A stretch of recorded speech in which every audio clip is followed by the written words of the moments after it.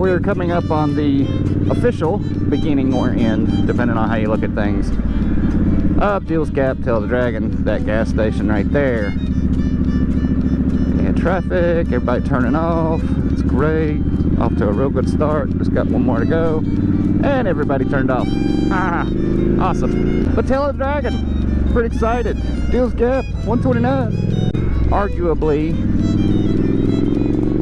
the best road on the East Coast for motorcycling. And I know every time you say something like that, everybody jumps up and says, oh, it's not the best road, there's tons of better roads. And the problem is nobody ever points out which roads they're talking about when they say that kind of thing. Because, I'll be honest with you, I've driven a lot on the East Coast.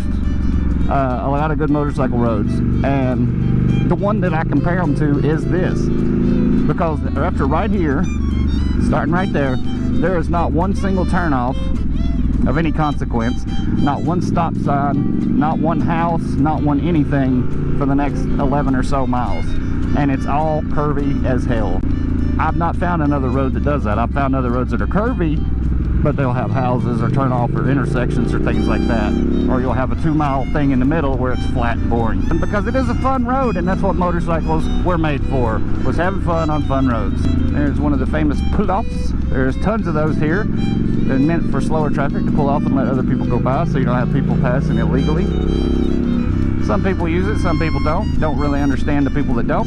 So a lot of people, they get here and they're so excited about it, because you do get excited when you come here, but I think they get here and they get so excited about it, they feel like they have to do something beyond what they normally do when they ride, and that's when they get into trouble. They feel like for some reason they need to go just a little bit faster, or you know, give it 99% or whatever, when they're used to running, you know, 85%. Then they're in the bushes. You know, I don't want to sound cocky. I hope I don't end up in the bushes, but I'm more or less going to ride how I normally ride. So I don't consider myself a overly slow rider, but I don't consider myself overly fast either. But that's the thing about the Dragon, you really don't have to be doing anything crazy to have fun on it. It goes back to the argument that I've made since the first video I ever made about riding. The most fun you're ever going to have on a motorcycle is going from 20 miles an hour up to 70 to 80 miles an hour, and then back down to 20 miles an hour, and repeat because of curves. And I stand by that, and this road is a perfect freaking example of that. Oh, there's a cop ahead.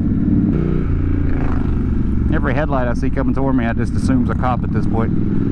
Got me paranoid, bro. Don't do that to me. Love to see the cruisers out here working.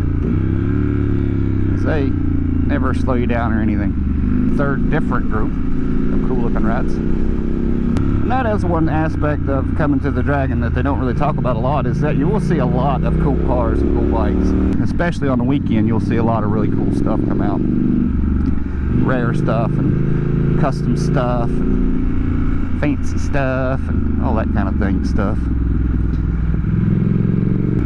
Caught that one napping. I don't think he even got a picture. I think all I got was the back. Maybe he just didn't think I was cool enough to take a picture of. That's would be disheartening. It's like, that's just a guy on a scrambler. Skip that guy. You know, should go through all those different groups and figure out who got the best picture of him. Buy that one. Reward somebody for taking a really good shot. Move it, turkey. Move it, move it, move it. Alright, so here's the scenic overlook. A lot of people stop right here and turn around, but this is actually not the end of the Dragon. The Dragon actually goes on for quite a bit.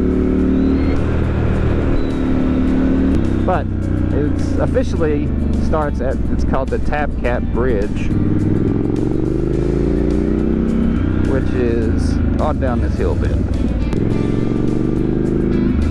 On your side of the road, hot rod. Perfect example of not riding on the yellow line, because when you go around a left-handed turn, your body ends up on the wrong side of the road. That is the cop that he was telling me about. That is the po-po he was warning me about, and there's another one. Turn off and talk to you, buddy. Turn off, talk to you, buddy. Or don't. At this point. Probably should have told those guys there was a cop sitting up there. I didn't even think about it. Bad rider. Bad rider. I'll tell the next one. Sorry, guys. As I was saying, this is still part of Tail of the Dragon, but a lot of people don't do this part. You see, it says mile 10 right there. So, we're almost there, though, so I do appreciate you watching. I'd love to have comments, feedback, all that kind of good stuff. Obviously, I need you to like and subscribe, and all those other little cliche things that everybody says at the end of their videos. Do that stuff. It's not quite the end of my video, though. We got a half mile to go to get to the bridge. And I'm not warning you, you're not going to be speeding anyway. Ooh!